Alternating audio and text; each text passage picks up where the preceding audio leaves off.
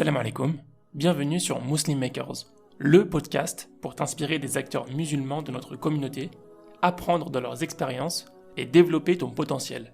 Quand tu clôt comme ça une période professionnelle, c'est hyper important de faire un bilan, de regarder vraiment tous les aspects, ce que tu as pu tirer, ce que tu as pu apprendre, les erreurs que tu veux plus commettre, la direction dans laquelle tu veux aller, la nouvelle vision que tu as envie de porter, le message que tu as envie de transmettre. C'est hyper important de le faire. Donc, moi, j'ai vraiment pris ce temps, effectivement, pour me poser avant justement de recréer tout ce nouvel univers autour de mes services aujourd'hui. Tu peux suivre les dernières informations du podcast en t'abonnant à la newsletter, au compte Instagram Muslim Makers et en rejoignant le groupe Telegram. Tous les liens sont en description. Bonne écoute.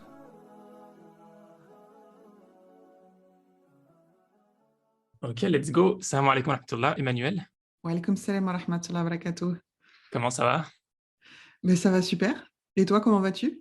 Très bien, merci. Écoute, c'est un plaisir de t'accueillir sur ma chaîne. C'est un petit moment qu'on s'était déjà parlé et on s'était programmé ça pour la fin d'année 2022, alhamdoulilah. Donc, on a beaucoup de choses sur lesquelles on va discuter aujourd'hui. J'ai hâte de développer un peu tout ça. Tu as pas mal d'expériences qui, je pense, sera intéressant à partager. Pour commencer, Emmanuel, je te propose de nous faire une présentation rapide de qui tu es, d'où tu viens, voilà, où tu habites, etc. Ok. Donc, merci pour cette invitation. Ça fait très Je plaisir t'en prie. de répondre à l'appel, surtout quand tu m'as parlé un petit peu de l'esprit et de la vision du podcast, dans laquelle je me suis beaucoup retrouvée. Du coup, moi, je suis consultante en marketing digital. Mon métier, c'est le conseil. C'est vraiment d'aider les entrepreneurs à se lancer ou bien à se développer en utilisant les réseaux sociaux, le marketing digital. En gros, c'est comment on va aller trouver des gens qui ne vous connaissent pas pour qu'ils commencent à vous connaître et qu'ils deviennent vos clients et qu'ils se fidélisent. C'est vraiment tout le parcours, tout ce qu'on peut mettre en place. Donc, je suis ce qu'on appelle souvent une mumpreneur. Je suis dans la case mumpreneur, donc ça veut dire, voilà, j'entreprends, je gère mes entreprises depuis chez moi, ce qui me permet de passer pas mal de temps avec mes enfants, de profiter de pouvoir organiser mon emploi du temps en fonction de mes priorités, sachant que la famille, pour moi, c'est une des grosses priorités. Donc, voilà un petit peu le background. Et sinon, je vis dans l'Est de la France. Cool. Tu as suivi quoi comme cursus scolaire? Alors, bac ES, après le bac, doc de sociaux, fac de sociaux. Après, j'ai fait une tentative de licence en logistique. Mais pour la petite anecdote, en fait, je me suis retrouvée dans un métier où on nous apprenait à manager des chauffeurs routiers. Ouais. Donc, c'était hyper intéressant parce qu'au final, quand tu sais manager des chauffeurs routiers, après, tu peux manager à peu près tout type de profil. Mais ce n'était pas vraiment ce que je voulais faire. Puis après, voilà, je me suis un petit peu lancée sur le marché du travail, un petit peu comme ça. Mais le plus marquant, ça a été vraiment ma reconversion dans le digital. Donc, après la naissance de ma deuxième fille, j'ai fait une reconversion dans le digital pour devenir webmaster graphiste. Donc, ça, c'était en 2010-2011. Donc, webmaster, tu peux nous décrire ce que c'est? En fait, c'était vraiment pour apprendre les bases du langage de programmation web. Donc, Ok. tout le code en fait qu'il y a derrière un site web, il y a différents langages et c'était l'idée d'apprendre la base de ces langages-là pour pouvoir développer des sites internet et ouais, créer des sites internet pour des personnes qui en ont besoin ou pour des entreprises. Et le côté graphiste, en fait, c'était pour être en fait, dans le développement web, vous avez les gens qui travaillent sur le back-end, donc les coulisses, et les gens qui Ouais. travaillent sur le front-end, donc c'est ce que les utilisateurs voient quand ils naviguent. Et donc, le côté graphiste, c'était pour travailler sur le front-end, donc vraiment être capable de faire un joli site qui facilite la navigation avec une belle expérience client. D'accord. D'accord. Et du coup, tu as apprécié l'expérience? Énormément. Et tu as enchaîné, qu'est-ce que tu vas faire ensuite? Alors en fait, ce qui s'est passé, c'est qu'en même temps, je commençais à lancer la page Facebook Ahawet Business. Ok. Et je gérais plusieurs groupes sur Facebook. Enfin, j'avais pas mal d'activités à l'époque. C'était vraiment Facebook qui était le réseau On parle de quelle social année là? number one. 2010? 2000. 1780. Effectivement, on est en 2000, on est en 2010, 11, 12. Et donc voilà, Facebook, c'est vraiment le top des réseaux à ce moment-là. Donc, je crée la page Akhawat Business parce qu'en même temps, je suis gérante de ma première boutique physique. D'accord. D'accord. Donc, il faudra Donc, que tu nous plus expliques. exactement. Alors, Akhawat Business, Ouais. qu'est-ce que c'est? Qu'est-ce que c'est en rapport avec la boutique aussi? Ouais. Donc, en fait, plus exactement, j'ai d'abord été gérante d'une boutique physique. Donc, D'accord. c'était un endroit où on vendait des produits de boulangerie, des baguettes, des croissants, des pains au chocolat, des OK. sandwichs. OK. Et je me suis retrouvée là un peu par hasard, vraiment, pas par hasard, mais par le fruit du destin. Et donc, je me retrouve là et je commence à vraiment apprécier le fait d'être mon propre patron. Je commence à y voir beaucoup d'avantages, même s'il y a aussi beaucoup d'inconvénients, parce qu'à l'époque, j'y connais rien dans l'entrepreneuriat et forcément, on fait beaucoup d'erreurs. Mais rien à Mais voir avec le webmaster, en fait. Rien à voir avec le développement informatique. en fait, ça va venir après. En D'accord. fait, ça va être l'enchaînement, il se fait après. Du coup, voilà, je suis dans cette boutique et je me dis, il y a certainement d'autres femmes voilées qui ont pensé à devenir leur propre patron, étant donné que on ne peut pas accéder au monde du travail à partir du moment où on porte le voile. À l'époque, il y a zéro place. Maintenant, il y en a un peu plus, mais à l'époque, il y avait vraiment zéro place. Du coup, je crée cette page. Donc, sur Facebook, ça se développe, etc. Cette page, pourquoi faire? Pour trouver des... Alors, la page Akhawat Business, c'était le premier réseau de chefs d'entreprises musulmanes, D'accord. d'entrepreneuses musulmanes. C'était vraiment le tout premier à l'époque, il n'y en avait pas.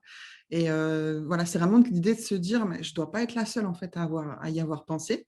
On doit sûrement être d'autres. Et celles qui sont déjà lancées ont certainement des choses à partager qui vont aider toutes celles en fait qui ont envie de se lancer dans l'entrepreneuriat. Et donc OK. ça commence comme ça et on tisse un petit réseau et ça devient Ça prend de très vite un l'ampleur. projet un peu plus grand quoi. Ouais. Mhm. Donc, vous faites quoi? Vous faites des événements? C'est juste pour discuter dans le groupe, pour se donner des conseils? Ouais, donc au départ, ben, c'est une page Facebook avec tout ce que ça peut contenir comme des contenus qui vont être motivants, qui vont inspirer les gens, des conseils, des premières notions de base sur l'entrepreneuriat. Et puis, comment dire, ensuite, ça passe sur un blog pour pouvoir écrire du contenu qui est plus fourni, qui est plus expert aussi, puisque autour de ce blog, après, il y a en tout, il y aura eu peut-être 20 ou peut-être 30 même rédactrices qui auront contribué à écrire des articles sur le blog sur plein de thèmes. En fait, on cherche des personnes qui ont des expertises à partager et elles viennent rédiger des articles sur le blog. Donc, moi, je gère toute l'équipe des rédactrices, je les forme à écrire comment on écrit des articles sur un blog pour que ce soit présentable, agréable à lire, que ça soit parlant au niveau du référencement, que ce soit efficace On au peut se le niveau du retrouver référencement. facilement sur Google, quoi. Exactement. Et franchement, ça marche bien. OK. C'est là que tu commences à utiliser tes compétences en webmaster. Et c'est ça, toute la partie site web, toute la partie graphiste, voilà, toute la partie visuelle, communication, etc. C'est vraiment là-dedans que que je concrétise en fait les compétences que j'ai pu. Donc, tu es gérante en parallèle dans cette boulangerie et aussi tu commences à développer le réseau Akhawat Business. Oui, c'est ça. Et, OK. ensuite, je ferme la boulangerie parce que c'est un projet et c'est important de le dire, en fait, c'est un projet sur lequel j'ai beaucoup investi financièrement. Parce qu'à Mhm. l'époque, comme j'y connaissais rien, j'avais une équation dans la tête. Plus tu mets d'argent, plus tu vas récupérer d'argent, plus ça va être rentable. Sauf OK. que dans l'entrepreneuriat, en fait, c'est des valeurs qui ne sont pas du tout corrélées. Donc, j'avais beaucoup investi, mais ça n'a pas du tout fonctionné. Et du coup, on arrive au bout de 2 ans où je me dis non, là, il faut que j'arrête. Donc, je prends la décision de fermer, de liquider. Donc, D'accord. du coup, j'ai tout appris sur le tas, quoi. Tout ce qui était gestion d'une société, les papiers, vraiment de la création d'entreprise jusqu'à la liquidation de l'entreprise. Je vis tout sur le terrain. Du coup, après, je suis capable de transmettre ça et d'expliquer ça aux personnes qui ne sont pas encore dedans. D'accord. C'est vraiment cette expérience de terrain qui va me donner les premières armes pour aider les autres personnes à se lancer dans l'entrepreneuriat. Donc, tu te mets en fait à temps plein sur le projet d'Akhawat Business après ça. Ouais, après, c'est vraiment 100% Akhawat Business. Et ça se développe comment, du coup, ce groupe? Enfin, ce Ça se blog, dé- comment ça se développe? Ouais. Ça se développe, ça plaît énormément. Et en fait, il y a une année, enfin, je ne sais plus si ça a commencé, je pense que c'était en 2011 ou en 2013, honnêtement, je ne saurais plus. Mais il y a une année où j'ai l'idée de faire un concours des entrepreneuses musulmanes pour mettre justement en lumière toutes ces femmes qu'on commence à rencontrer et qui ont eu aussi cette idée de se lancer. Donc, il y en a qui tiennent des restaurants, il y en a qui tiennent des boutiques, il y en a qui sont, qu'est-ce qu'on a, des prestataires de services, enfin voilà. Et du coup, on fait un premier concours. Donc, une fois que tu as gagné le concours, tu as une journée où c'est vraiment dédié à ta présentation, à ta mise en lumière sur les réseaux et sur tous nos réseaux, quoi, sur tous nos canaux. Et finalement, ça, c'est quelque chose qui va après se répéter quasiment, enfin, tous les ans euh, jusqu'à ce que moi, en tout cas, moi, j'ai quitté la présidence d'Harvard Business en 2015 Ok, et ça a continué encore un petit peu quelques années. Donc voilà, c'est vraiment un concours qui a eu quand même, qui a eu une belle vie. waouh. Et ce concours, ça consistait en quoi? Il faut candidater pour présenter ton projet. D'accord, On faisait surtout attention, tu sais, le côté vision, en fait. Le ok, côté, l'originalité du produit que tu peux vendre. Il y a des gens qui vendaient des cartes calligraphiées. On a eu une entrepreneuse qui était du Burkina, qui montait un projet avicole sur place. Enfin, on a eu plein, plein, plein de profils différents. d'accord. Et voilà. Et donc, tu gagnais une mise en... Au début, tu gagnais juste une mise en lumière. C'est déjà énorme à ce Ouais, moment-là. Et puis après, quand le concours s'est développé, en fait, l'association après a eu un partenariat avec la fondation Deloitte. Donc après, il y avait des plus gros lots, waouh, quand même. il y avait des plus beaux prix, il y avait une cérémonie en physique et tout. Donc quand même, Ça, c'est l'équipe vous avez après réussi à qui avoir a... un partenariat avec, du coup, cette grosse entreprise. Honnêtement, en fait, ça s'est passé après que moi, je sois partie. Donc, Ok, c'est l'équipe de l'ASSO, en fait, qui avait pris le relais, qui a continué sur cette voie et ouais, qui a obtenu ce joli partenariat qui a permis vraiment de passer du digital au réel. Et ça, c'était une très belle concrétisation. trop bien, trop bien. Qu'est-ce que tu as retenu, toi, de cette expérience? C'était génial du début à la fin. Si c'était à refaire, je le referai. Ça, c'est vraiment l'aspect positif. Beaucoup de rencontres. Moi, j'ai créé mon réseau professionnel. Aujourd'hui, il y a encore des gens de ce réseau avec lesquels je suis régulièrement en contact. Donc, on a des liens de confiance qui se sont créés et qui perdurent. Donc ça, c'est pas travailler, soigner son réseau professionnel, c'est un conseil que je donne à toute personne qui veut devenir entrepreneur. Maintenant, sur la partie un petit peu plus leçon de vie, quand c'est ton premier projet, tu peux avoir tendance à te mettre à fond, trop à fond. À pas avoir de limite en fait. Tu bosses sur ton projet sans limite. Tu n'as pas d'emploi du temps. Tu peux bosser des fois des jours et des jours, des fois sans manger, presque sans dormir. Et du coup, tu en oublies que tu as une vie personnelle à côté à gérer. Et tout ça peut faire un effet boule de neige. Ça peut même arriver jusqu'à une sorte de burn-out. Et c'est pas ce qu'on veut en fait. C'est ce qu'on voudrait éviter. Donc, ça a été aussi une expérience pour se dire, tiens, la prochaine fois, ça serait bien de trouver un équilibre. D'accord, donc parce que tu travaillais beaucoup trop sur ce projet-là. Franchement, ouais. Franchement, ouais, Hmm. parce que j'étais tellement motivée et les gens nous le rendaient beaucoup. Donc, c'est une espèce de roue comme ça qui tourne, qui tourne, Hmm. qui tourne et c'est pas raisonnable. Pour faire perdurer un projet dans le temps, il faut justement savoir doser. Il faut trouver un équilibre, mais ça vient avec la maturité, quoi. D'accord. Donc tu quittes la présidence de Harvard Business. C'est pour faire quoi derrière? Tu as un projet, la Une suite? grosse pause. Une pause? Alors, une bonne pause, sachant que dans ma vie personnelle aussi, il y a du changement, Ouais. puisque donc j'ai deux filles à ce moment-là. Je me sépare du père de mes filles à cette époque.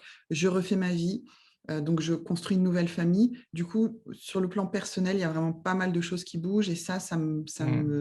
ça me donne en fait enfin, ou plutôt, il faut que je prenne le temps de gérer Ouais. ma vie perso, d'accorder à mes proches l'attention et à moi-même aussi. Parce que je te dis, j'étais tellement à fond que je suis arrivée un peu en bout de course complètement essoufflée.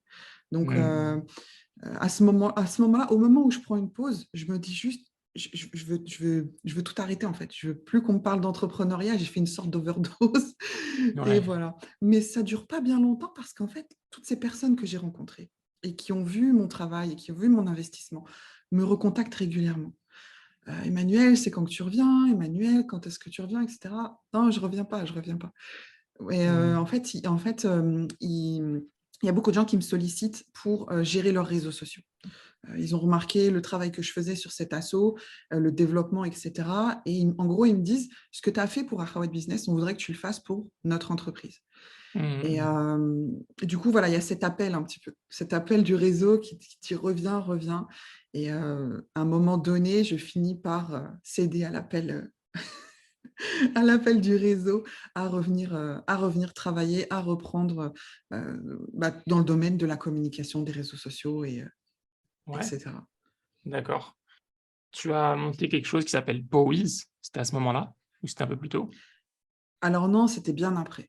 En fait, il y D'accord. a eu à ce moment-là, donc quand je reviens avec une agence de communication Mhm. qui s'appelle Communitique, que certains ont peut-être un peu connu. Donc Communitique, la particularité, c'était une agence de communication spécialiste du marché musulman.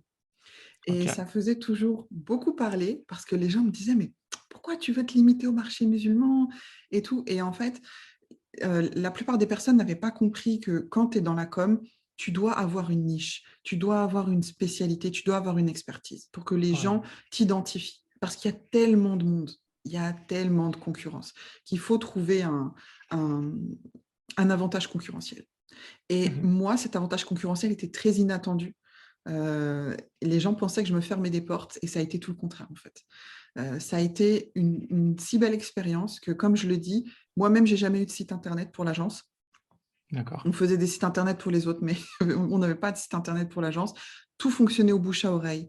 J'ai jamais eu à démarcher un seul client. Les gens venaient vers moi de par la confiance qu'ils avaient dans le travail que j'avais pu faire par le passé et je dirais même en ma personne, puisque j'étais quelqu'un qui soignait beaucoup mon réseau professionnel. Et donc Ok. voilà, donc là, donc en fait, j'ai toute une période comme ça avec Communitique où c'est vraiment, vraiment axé sur la com. Beaucoup, beaucoup, beaucoup de communication pour plein de clients en fait qui nous font confiance et qu'on développe comme ça au fur et à mesure. Top, top, top. Et donc tu fais ça, ça n'existe plus maintenant. Ça a évolué. Alors du coup, après l'enchaînement, c'est que quand je suis à Communitique, les clients commencent à exprimer le besoin d'être formés pour être plus autonomes sur la partie communication. Ok. Et donc, il y a cette demande, en fait. Et quand tu es entrepreneur, il faut toujours tendre l'oreille à la demande des clients. Hmm. Parce que finalement, ce n'est pas la peine d'essayer de leur vendre des trucs dont ils n'ont pas besoin. Les gens veulent acheter des choses qui vont soulager leurs problématiques du moment présent. Donc, il y a cette demande de formation. Et au même moment, j'ai une amie en fait qui se lance dans la formation et qui m'appelle et qui me dit Emmanuel, franchement, je pense que la formation pour toi, ça peut être vraiment un bon créneau. Et effectivement, cette demande d'un côté, plus cette opportunité de l'autre côté, je commence à envisager de passer sur un volet formation. Et Ok. donc, en me formant déjà pour devenir formatrice et toute la partie administrative qui est très, très lourde dans un organisme de Hmm. formation, en deux mots, de fil en aiguille, c'est ça qui m'amène à créer POWIS, qui sera donc un organisme de formation qui aide les futurs entrepreneurs à se lancer. Donc vraiment sur la partie création d'entreprise, comment je passe d'une idée à quelque chose de concret que je suis capable de lancer, que je suis capable de vendre, où je suis capable d'avoir des premiers clients en fait. C'est ça qu'on fait chez Ok. POWIS pendant 3 ans. Donc en fait, c'est un peu le public, c'est un peu le même. Enfin, c'est plus général, c'est plus que les femmes, peut-être. C'est un peu ce que tu faisais avec Harvard Business, mais tu généralises ça, tu professionnalises ça en fait. Tu fais des formations et tu les accompagnes. Pas vraiment. En fait, c'est différent. C'est une évolution. C'est pas la même cible parce que Powi, c'est vraiment ouvert à tout le monde. Harvard Business, c'était très communautaire. Il D'accord. s'était voulu. c'était voulu, c'était assumé. Voilà, j'ai jamais eu de problème avec ça. Et puis, c'était pas la même chose, en fait. On ne travaillait pas de la même manière à l'époque-là. Et j'ai l'impression de parler d'un truc qui s'est passé il y a 40 ans. Mais en fait, ça va tellement vite dans le digital, subhanallah. Donc voilà, on ne travaille pas de la même manière. Quand on arrive avec Powiz, c'est vraiment quelque chose d'ouvert à tout le monde. Il n'y a pas ce côté communautaire, il n'y a pas ce côté féminin, même si naturellement, en fait, l'équipe étant féminine, on a tendance à attirer un public féminin, mais on a aussi comment dire, des clients hommes de tous horizons, etc. Donc Mhm. voilà, la cible à ce moment-là, c'est vraiment la personne qui a une idée et qui a des compétences pour la réaliser, mais qui ne sait pas par où commencer. Ça, c'était la phrase que j'entendais toute la journée. Emmanuel, je veux me lancer, mais je ne sais pas par où commencer. Viens chez Powiz. Hmm. C'était ça. On va t'aider. D'accord, d'accord. Et donc ça a duré quelques années. Tu as accompagné Ouais, 3 ans. d'entreprises, d'entrepreneurs? C'est des entrepreneurs, du coup, que tu Euh, avais comme clients, ouais. Non, alors du coup, ce n'était pas des entrepreneurs, c'était des porteurs de projets. des C'est des porteurs gens de qui projets. voulaient devenir entrepreneurs. Et donc, D'accord. on en a formé plus de 300. Waouh. Et en quoi consistait l'accompagnement? Ça a duré combien de temps? Ça a duré 3 mois et c'était hyper intense parce qu'il y avait des objectifs à atteindre toutes les semaines. Mais on ne les laissait pas tout seuls. Contrairement aux autres formations en ligne où les gens sont un peu livrés à eux-mêmes, ils Ouais. avaient vraiment un accompagnement très poussé avec des séances de business training, donc un peu de coaching, entre guillemets, des exercices à rendre qui étaient corrigés. Il y avait toute une communauté autour de ça. Donc, il y avait ce côté, on ne vous laisse pas tout seul, on vous accompagne vraiment à 360 degrés. On était là pour répondre aux messages. Voilà, il y a Hmm. ce côté, on a beaucoup travailler ce côté proximité, ce côté expérience client pour qu'ils se sentent pas tout seuls parce que c'est très très dur en fait. J'avais l'habitude de dire qu'il faut autant d'énergie pour lancer une entreprise qu'il en faut pour mettre une fusée en orbite en fait. Et c'est ce qui a fait que le logo de Powiz était justement une petite fusée que beaucoup de gens ont retenu d'ailleurs. Ouais. Non, c'est cool. Et du coup, la population, c'était ouvert à tous, mais finalement, est-ce que tu avais plus de musulmans qui venaient, ou des musulmanes, ou ce genre de choses, ou c'était vraiment varié comme public? On avait, comme je te dis, en fait, je pense que tu attires avec ton storytelling ou ton personal branding, tu vas naturellement attirer des gens qui vont s'identifier à toi. Donc, même si tu es Ok. ouvert à tout le monde en théorie, c'est vrai qu'on avait une forte population musulmane qui venait s'inscrire en fait chez Powiz du fait de cette identification à moi, à l'équipe, Ouais, etc. c'est cool. Euh, donc 3 ans. Au bout de 3 ans, tu décides d'arrêter. C'est pareil, enfin, c'est un essoufflement. C'est pourquoi tu décides? C'est Ça avait l'air de bien marcher. 300 personnes qui ont été ouais, suivies. ouais. C'est des mésententes en interne. Quand tu bosses en équipe, parfois ça marche, parfois ça marche Mhm. pas. Et quand il y a des mésententes en interne, bah, du coup, c'est difficile de faire perdurer le projet. Du Ouais, coup, à un moment donné, en mai 2022, Powiz a fermé ses portes. d'accord. Donc c'était mésentente sur, enfin, sur l'avenir du projet, l'orientation du projet, ce genre de choses, j'imagine. Pas forcément, mais il y a tellement de façons de se mésentendre que c'est pas, comment dire, c'est pas toujours, c'est pas, comment dire, c'est pas simple en fait. C'est pas ni tout noir ni tout blanc. Disons que c'est souvent comme ça dans les projets, c'est au début, toute l'équipe est soudée et tout le monde a la même vision. Mais au final, bah, il peut y avoir des évolutions dans Hmm. comment dire, enfin, chacun prend sa route en fait. Ouais, Et quand chacun prend sa route, et le projet au milieu, ouais, ouais. il se disloque finalement. D'accord. D'accord. Donc, après, Inch'Allah, du coup, le projet s'arrête et, euh, et donc tu décides, tu me corrigeras si je me trompe, de lancer ton propre projet que tu peux nous décrire maintenant. Yes. Alors en fait, pour moi, j'ai jamais arrêté mes activités personnelles parce D'accord? qu'elles me nourrissaient. C'est juste que donc j'avais Community qui était cette agence. Mhm. Je lance Powiz, mais à côté, je fais toujours du consulting. Parce que D'accord. les gens me demandent toujours des conseils en communication, en Et ça, marketing, c'est toujours etc. bouche à oreille, t'as pas de site internet, t'as rien, c'est Exactement. vrai. Ok. Exactement, c'est toujours comme ça. Donc, ça, je fais les deux en parallèle, en fait. Je gère mon business perso et Powys en parallèle. D'ailleurs, ça aussi, ça faisait beaucoup. Et du coup, une fois Powys fermé, ben, je me reconcentre finalement sur mon activité de conseil parce que c'est ce dans quoi je prends le plus de plaisir, on va dire. C'est ce pourquoi je pense j'ai le plus de capacité. En tout cas, c'est ce qui Ouais. ressort. C'est vraiment ce dans quoi je m'épanouis. Et au final, c'est vrai que quand un projet marche pas comme tu l'aurais aimé, il y a une grosse remise en question qui se fait.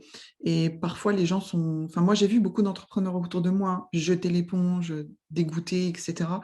Et la meilleure façon d'y revenir, c'est de retrouver quelque chose qui nous donne du plaisir, en fait.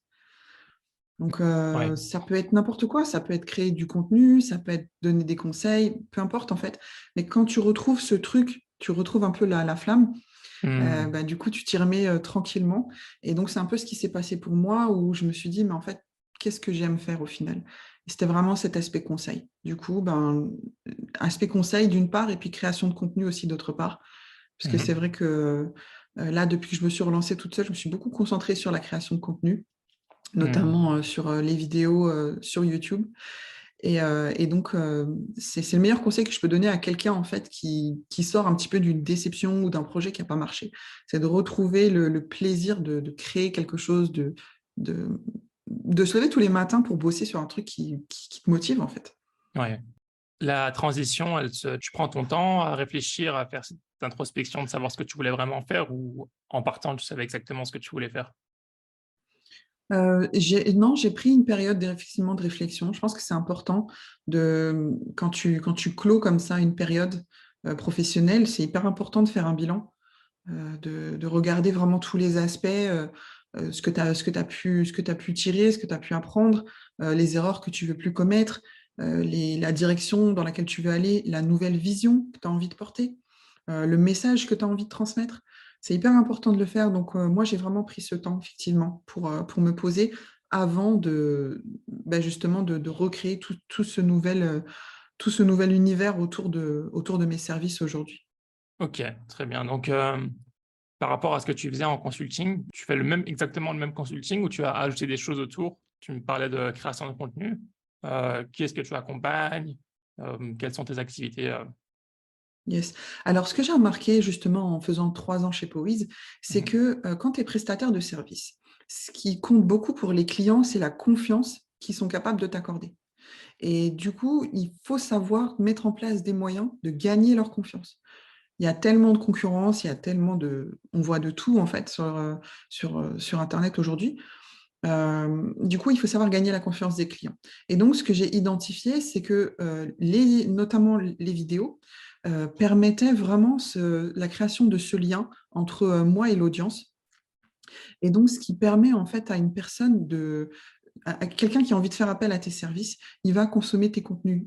Que tu fasses un podcast, que tu écrives des articles ou que tu aies une chaîne YouTube, la personne elle va s'intéresser à toi, elle va aller consommer tes contenus pour voir est-ce qu'elle ressent ce lien de confiance. Est-ce qu'elle se dit, ah ouais, cette personne, elle est exactement ce que je recherche, elle propose exactement ce qui me conviendrait, je sens que ça peut me correspondre. Donc, toute cette partie création de contenu vraiment accélère le lien de confiance et donc Mhm. facilite ce qu'on appelle la conversion. C'est-à-dire qu'en gros, pour pas trop utiliser des termes marketing, parce que c'est toujours du jargon, c'est l'idée de se dire, le contenu que tu vas créer, quand la personne va le consommer, elle va prendre moins de temps avant de sauter le pas, de Ouais. devenir ton client. Elle va se sentir rassurée à travers les contenus qu'elle va consommer. Ouais. D'accord. Du coup, donc moi, j'ai ajouté cette partie, genre dans mon emploi du temps, toutes les semaines, j'ai des Ouais. plages vraiment dédiées à la création de contenu. J'ai D'accord. des partenaires aussi avec lesquels je bosse. Et puis le reste du temps, ben, ça va être soit de la prospection, entre guillemets, parce que j'ai des gens qui me demandent des rendez-vous pour en savoir plus sur mes services. Et puis le reste du temps, ben, c'est justement les consultings, donc les séances en fait, où je suis dans cette position de conseil en fonction des différents objectifs que les clients me partagent. Top. Bah, écoute, là, je suis sur ta page Instagram. On peut voir tes services dessus. Tu proposes plusieurs packages, les pubs Facebook par exemple, Instagram pareil, visibilité, tu fournis plein, enfin, je crois que tu dois avoir une dizaine peut-être. Ouais. En fait, il y a deux catégories de services, si tu veux. Il y a Ouais. vraiment tout ce qui va être les packs. Moi, je fonctionne sous forme de pack à l'heure actuelle. Je trouve que ça fonctionne pas mal parce que les gens comprennent bien sur quoi on va travailler ensemble. Les objectifs Mhm. sont clairs, il y a pas de flou. Ouais. On sait sur quoi on va travailler ensemble. Donc, j'ai toute une partie des packs qui sont dédiés au lancement. Donc, Ouais. tout ce que les gens ont besoin de mettre en place pour se lancer, que ce soit trouver une idée, créer une offre, créer une marque, etc. Mhm.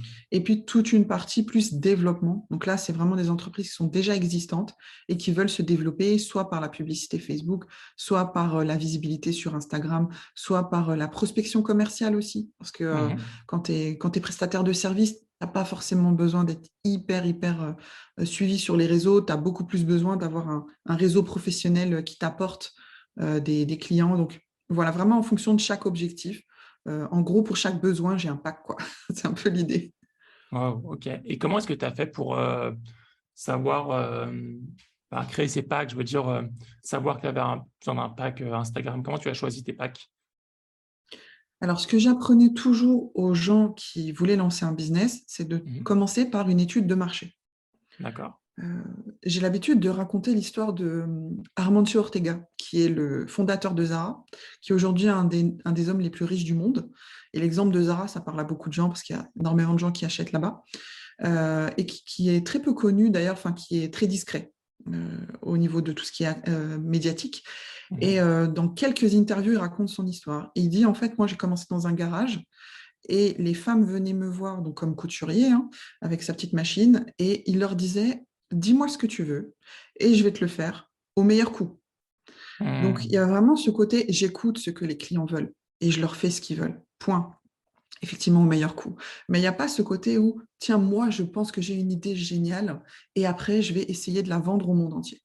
D'accord. En fait, tu vas perdre énormément d'énergie si tu fais ça. Alors que si tu écoutes, bah tiens, j'entends, tu vois, quand je discute avec, quand j'échange avec des porteurs de projets, avec des entrepreneurs, ils me disent, moi, j'ai tel besoin, j'ai tel besoin, j'ai telle problématique. Ah bah ça tombe bien, moi, j'ai des compétences où je peux t'aider. Tu leur Ok. donnes ce dont ils ont besoin. C'est comme ça que les gens, ils vont acheter chez toi, en fait.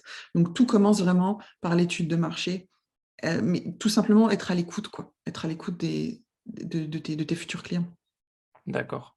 Ton étude de marché, tu l'as faite comment? C'est à travers ton audience que tu avais déjà ou tu l'as faite après? Alors effectivement, quand tu as une audience, tu peux vraiment beaucoup échanger avec eux sur leurs besoins, notamment en utilisant par exemple des sondages en story, des questions, des choses comme ça.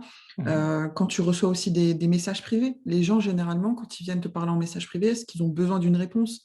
Du coup, c'est assez clair en fait de savoir lire ce dont ils ont besoin.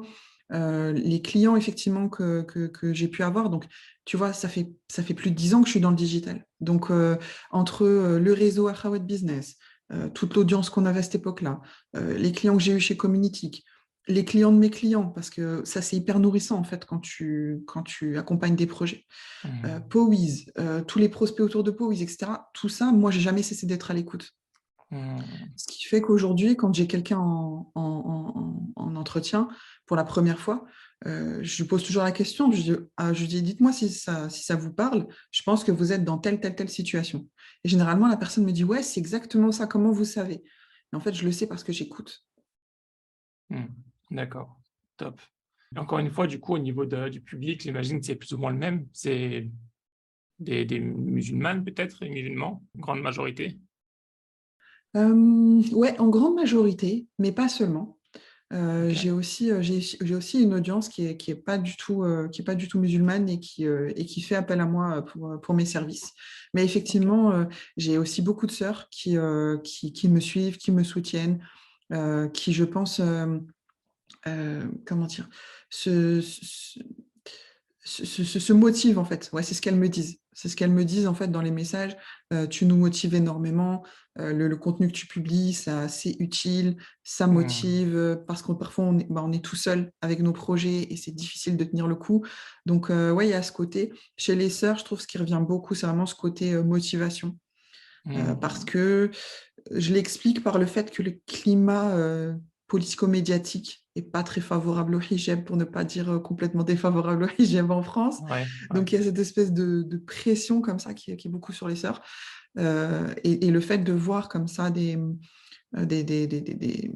personnes comme moi, je ne suis pas la seule, on est de plus en plus nombreuses, mais des personnes comme moi qui sont entrepreneuses, qui sont à leur compte, ça leur donne de l'espoir, ça leur donne de la motivation. Donc, c'est hyper important qu'on prenne la parole et qu'on diffuse un maximum ce boost, en fait. Top. Bah, écoute, c'est génial. Est-ce que tu t'épanouis dans ce que tu fais? Et qu'est-ce qui t'épanouit dans ce que tu fais? Ouais, beaucoup. En fait, j'ai plein, en ce moment, alhamdoulilah, je suis repartie sur ce consulting, que je me suis vraiment recentrée sur ma propre offre. J'ai eu beaucoup de clients. Alhamdoulilah, j'accompagne de très beaux projets. Et c'est vrai qu'il y a des fois, il y a certains projets qui sont un peu plus coup de cœur que d'autres.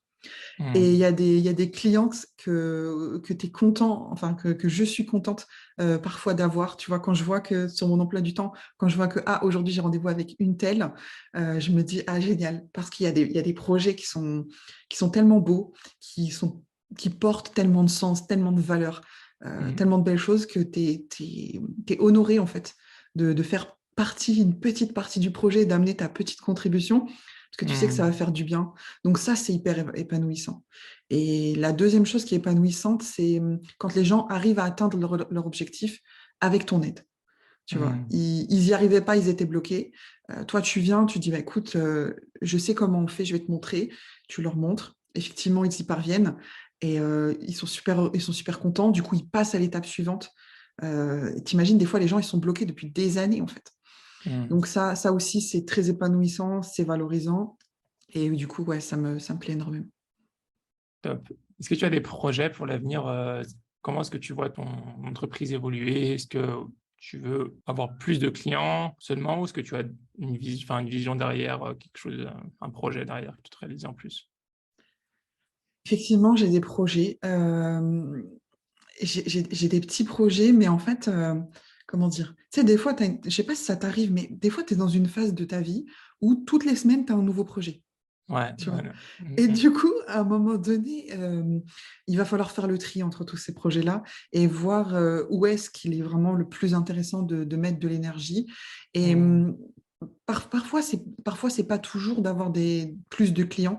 Moi, par exemple, récemment, j'ai vraiment bossé sur mon expérience client de manière à fidéliser et du coup à accompagner les mêmes personnes sur le long terme. Et du coup, d'avoir vraiment, comment dire, quelques places en fait dans mon accompagnement Mmh. pour vraiment suivre les gens. Tu vois, je trouve ça beaucoup plus intéressant que d'être là Ouais, en one shot. Tu vois, tu es là, tu viens en one shot, t'aides un petit peu, puis après, tu vas encore aller sur un autre projet, puis un nouveau, puis un ouais, nouveau, puis un nouveau. ouais. Des fois, tu as envie d'un peu plus de stabilité, tu as envie de suivre les gens du début à la fin, tu les vois évoluer, tu as envie de continuer à les accompagner. Donc Mmh. voilà, franchement, les projets sont nombreux, mais le Mmh. choix n'est pas encore arrêté, on va dire. Écoute, que Dieu te facilite. Amine à toi aussi. Emmanuel, on arrive à la fin de l'interview. On va terminer par quelques petites questions de fin. Quelles sont tes routines préférées? Est-ce que tu as des routines et quelles sont tes préférées? Et, bon, les routines, ça peut être des routines voilà, quotidiennes, hebdomadaires, mensuelles, peu importe, que tu fais Yes. régulièrement, qui t'aident à progresser, qui t'aident à voilà, garder la pêche ou à ce que tu veux. Ouais. D'un point de vue spirituel, la routine pour moi la plus importante, c'est vraiment les adhkar, les invocations du matin et du soir. Euh, Mhm. quand tu, quand tu, quand tu prends l'habitude de les faire vraiment chaque matin et chaque soir, tu sens une grosse différence sur ta vie, que ce Ouais. soit sur le moral, sur toutes les choses que tu arrives à faire dans la journée, les facilités que tu obtiens, la résolution des problèmes, la dissipation des obstacles. Des fois, tu vas faire tes adhkar du matin et après tes adhkar, tu vas demander de l'aide à Dieu parce que tu peux rencontrer parfois un problème. Et quand ton invocation est exaucée le jour même, Ouais. tu prends conscience de la puissance de Dieu et du miracle de la foi, en fait. Il y a Ouais. quelqu'un sur ma chaîne YouTube qui me disait, purée, j'aimerais bien être aussi naïf que toi. Et je ne sais pas si on peut appeler ça de la naïveté. Moi, pour moi, Hmm. c'est ma foi et elle me guide. Donc, les Adkar, vraiment number one sur les routines. Après, c'est pas vraiment une routine, mais plus une bonne habitude, on va dire. Toujours sur le plan spirituel, c'est vraiment faire la prière de consultation. Mhm. Quand tu es entrepreneur, tu vois, ton quotidien, c'est de prendre des décisions.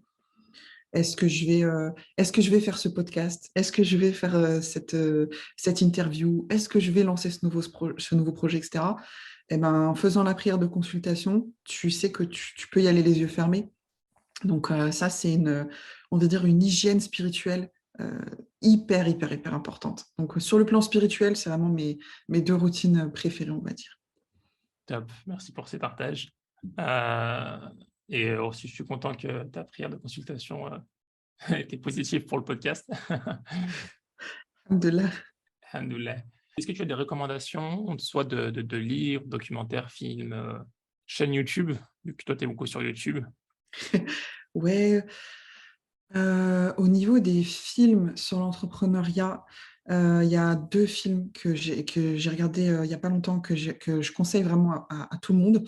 Le premier, c'est le nom m'échappe, mais en fait, c'est l'histoire d'un entrepreneur indien qui va lancer, en fait, qui veut créer Padman, ça s'appelle. En fait, il veut lancer des serviettes hygiéniques fabriquées en Inde à moindre coût parce que c'est un problème de santé et d'hygiène national là-bas qui est complètement occulté par le poids des traditions et par les Hmm. politiques, etc. Alors que même économiquement, c'est une grosse problématique. Donc, on voit en fait comment il se confronte à toutes ces difficultés. Il est vraiment à contre-courant quoi, de son pays tout entier. Et au final, bah, c'est une success story. Donc, sa détermination n'a pas lâché. Il a fini par lancer sa machine. Et ce qui est, en fait, ce qui est hyper touchant, c'est qu'à un moment donné, on lui dit bah, ça y est, tu as le modèle de ta machine, tu peux le breveter. Et du coup, toute personne qui voudra l'utiliser devra payer. Et là, il dit Hmm. mais en fait, moi, je m'en fous de l'argent. C'est pas ça qui m'intéresse. Je ne suis pas intéressé par l'argent. Moi, ce que je veux, Ouais. c'est régler les problèmes sociaux. Donc, Hmm. il met son invention en open source, ce qui permet à des tas de coopératives de femmes qui n'ont pas les moyens de commencer à utiliser sa machine et donc de créer des centres d'intérêt économique, des petites coopératives, des choses Hmm. comme ça. Et donc, il développe, non seulement il règle un problème massif d'hygiène et de santé publique, et en plus, il crée de l'économie et il rend ces femmes autonomes et indépendantes économiquement. Donc un très très beau film. Ah, c'est génial. Et le deuxième film, c'est plus, comment dire, c'est dans un autre style, c'est plus romancé, c'est pas vraiment biographique à 100%, mais c'est la vie de Piaggio, je sais plus son prénom, Piaggio, qui a lancé donc le Vespa et comment il a participé à la reconstruction de l'Italie après la guerre mondiale. Donc c'est pareil, c'est vraiment une jolie histoire. Bon là, voilà, c'est moins factuel, c'est moins biographique, mais ça reste une jolie histoire, surtout quand on aime l'Italie, la culture italienne. Étant moi-même d'origine italienne, ça m'a forcément, ça a été touchant pour moi de voir cette histoire. Celui-là, il s'appelle comment? Le deuxième? Je crois qu'il s'appelle l'abeille. Parce qu'en fait, Vespa, ça veut dire l'abeille en italien, ou la guêpe, je ne sais plus. Et Ok. franchement, je ne sais plus le nom. Mais si Bon, tu je vais tapes, essayer de enfin, le retrouver. si tu vas sur le fameux, comment dire, abonnement de stream que tout le monde a, et que tu tapes Piaggio, tu vas le trouver. Piaggio. Bon, moi, je l'ai pas. Hein. J'ai pas cet abonnement-là, donc malheureusement, mais je le retrouverai quand même. Il y a Google. Oui, voilà. Et du coup, la dernière question, Emmanuel, si un auditeur ou une auditrice souhaite suivre ton travail ou regarder ce que tu fais, du coup, il y a toutes les chaînes. Bon, moi, je les mettrai en description, chaîne YouTube, Instagram, peut-être il y a d'autres choses, tu nous le diras. Et si elle souhaite te contacter aussi pour un conseil ou pour pouvoir avoir accès à tes services, comment faire? Si vous voulez me contacter, le plus simple, c'est de m'envoyer un DM sur Instagram. C'est là où c'est vraiment le plus simple d'échanger. Maintenant, si les personnes elles veulent plutôt faire appel à mes services, dans ce cas, elles peuvent aller sur mon site internet et prendre directement un rendez-vous. Là, ça nous permettra d'avoir un échange au téléphone où on pourra voir ce qui correspond vraiment à leurs besoins et à leur situation. Très bien. Ton site internet, c'est emmanuelconnet.fr/lien, Oui, c'est c'est ça. ça? D'accord. Non, Ça, pas slash lien. Non, non, pas lien. Juste emmanuelconnet.fr, c'est tout. d'accord. Bon, je mettrai ça en description, Inch'Allah. Écoute, Emmanuel, je te remercie beaucoup pour ton temps, pour tes partages d'expérience. Et au niveau des auditeurs, auditrices, si vous avez la moindre question, n'hésitez pas à contacter Emmanuel, hein. Je mettrai les liens en description, Inch'Allah. Et puis voilà, je demande à Dieu qu'il te facilite dans ta nouvelle aventure. Même si c'est la continuité de ce que tu faisais avant, mais c'est un nouveau projet que tu réalises toute seule, pardon. Et voilà, je demande à Dieu qu'il te facilite, qu'il te mette la baraka, Inch'Allah. Amine, à tout aussi, à tous les auditeurs qui nous écoutent, tous les musulmans dans le monde. Bravo pour ton podcast. C'est vraiment d'utilité publique, super important que les musulmans puissent prendre la parole, puissent avoir une représentativité. Donc, comme je le disais régulièrement, plus on prendra la parole par nos propres médias, plus on fera entendre notre voix et plus on pourra aussi construire ce qui compte pour nous et réaliser la vision qui nous importe. Donc, bravo pour ton travail. C'était un plaisir d'être ton invité. Et vraiment, j'espère que ton podcast il va beaucoup se développer. Bismillah. Je souhaite beaucoup de baraka et beaucoup de réussite et de succès dans ce beau projet. Merci beaucoup, Emmanuel. Je te dis à bientôt, Inch'Allah. Salam alaikum. Inch'Allah. Alaykoum salam wa rahmatullah. Si cet épisode t'a plu, je te propose de le partager à 3 personnes de ton entourage, à noter le podcast 5 étoiles sur Apple Podcast et à invoquer Dieu pour qu'Allah mette la baraka dans cette initiative. À bientôt, Inch'Allah. Salam alaikum.